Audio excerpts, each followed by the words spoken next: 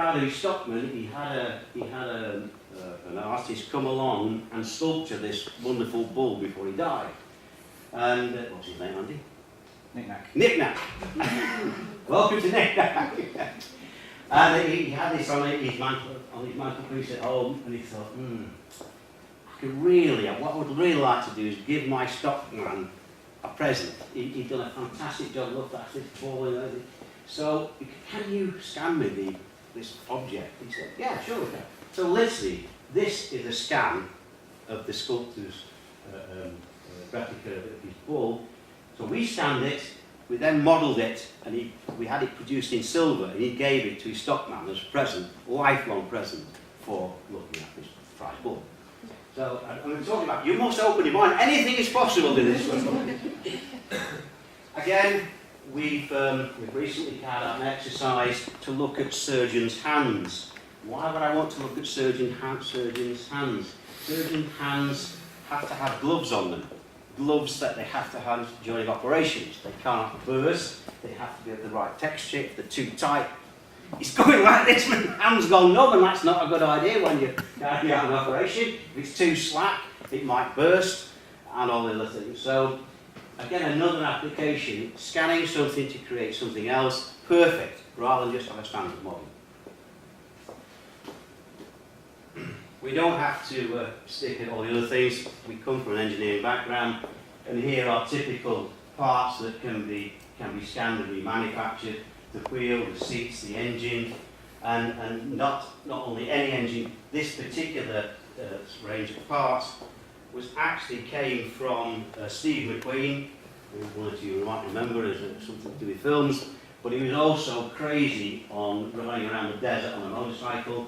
He created this particular motorcycle for the Batiste Desert Racer.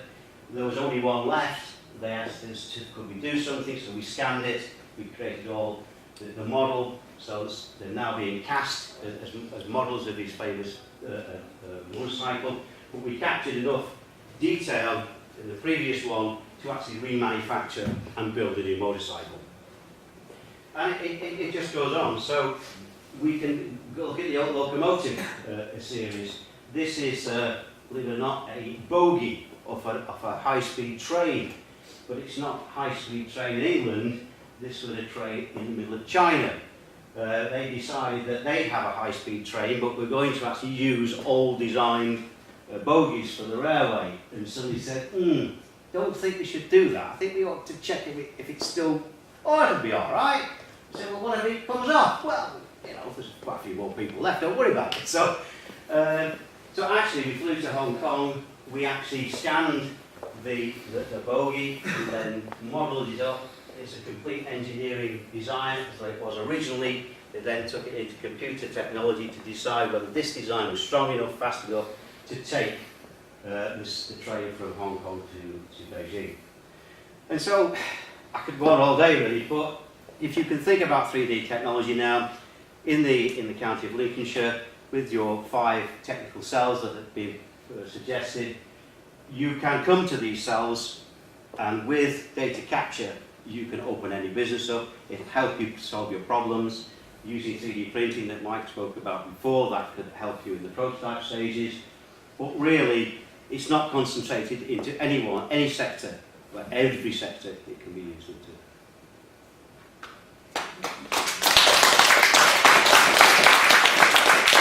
Well, that's been fascinating. We've got a couple of minutes actually before lunch. So does anybody have any questions for the guys? I think there may be one down here earlier on. So does the scanning sort of replace the cap drawings almost? Well, yeah, it depends on what you want to use them for. Because that is a lot more, you have to do a lot more drawings. Yeah. No, I mean, you just do this. You just do that. I mean, it's there, yeah. I mean, we did one of the richest men in the world.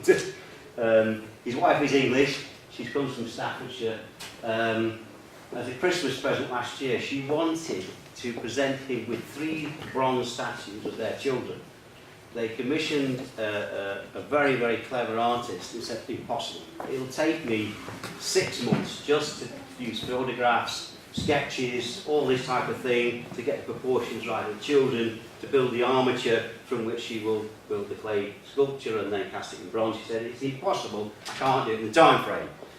So then the sort of cogs started going, well, what happens if we could scan them, and what happens if we could get a 3D model of them, and then we could take it down to a machine shop and get a big block of polystyrene, and we could mill the shape of the children out so they're perfectly proportioned, and she could use that as the core to create these bronzes. Hence, we were on a plane to Geneva, hence we went to her home, which is on Lake Geneva. You wouldn't be surprised if you had that sort of money. I mean, just to give you an idea of the scale of this operation, this house was huge. It had huge gardens. It had its own little harbour in front of it where he kept his yacht. The children had a rare breed farm on the in the back garden, but the back garden was a little bit above the back garden because each of them had their own golf buggy to drive around to feed these rare breed. Anyway, we scanned these children and we created the file. It did go off to a machine shop. It was cut in a industrial polystyrene. She then had the armature of which to build it in. So yeah, all the sketches and all the photographs that she would have taken 6 months just to get all the pieces together were done in about 4 weeks. What you have got to remember is, for examples like this, you know, example Boeing 747 landing gear, you'll all be pleased to know, was developed about 30 years ago when there wasn't CAD. So they're all 2D drawings for that. Now in the modern day, they're trying to get it back into CAD. How can they do that? They can scan it, create a model, and now check it and see if it was actually safe to be flying in the first place when before they actually just kind of sucked it and see. So yes, it can be used as a CAD model. This also allows you the tools to look at what you've got, because you create your CAD model, that's theoretical, the perfect being. When you've manufactured that, it's normally nothing like a CAD model. So how do you prove whether it's actually fit? You can scan it, do your stress analysis then on what you've actually physically made, and compare the differences. So it's a tool. You can use it as a CAD model, you can use it to correct your CAD model, you can use it to inspect against your CAD model once you've made your object. So there's lots of different routes you can go down. It's just a means of capturing information and data on any particular object. It's probably time for one more question before. Fire away. It's probably that question, but think if you had a drawing that was a very good drawing that looked 3D, would it be any good to scan at all, or does it have to be 3D? Yeah, a 3D flat drawing as such, we can't. I'll stand corrected. In a 3D, if it was a 3D drawing of that, Yeah. there wouldn't be a 3D drawing. That was built into many drawings with different sections. And as such, then we couldn't really turn that 2D into 3D manufacturing. I'll stand corrected because what we have done, a guy gave us a business card and said, my boss, it's our 21st birthday anniversary or something, he said, we want a model for him of the company logo. We did actually manage to scan the business card and print a 3D model to give it to him, but that was a concise shape and it didn't have many sections because this particular thing was manufactured from a number of welded sections. So in principle no, but in certain cases the answer could be yes. I'm just wondering how far you can push No, it. if it's something that's a 2D shape that's an entity on itself and not made up of 100 different component parts, we stand a chance of doing exactly that, yeah.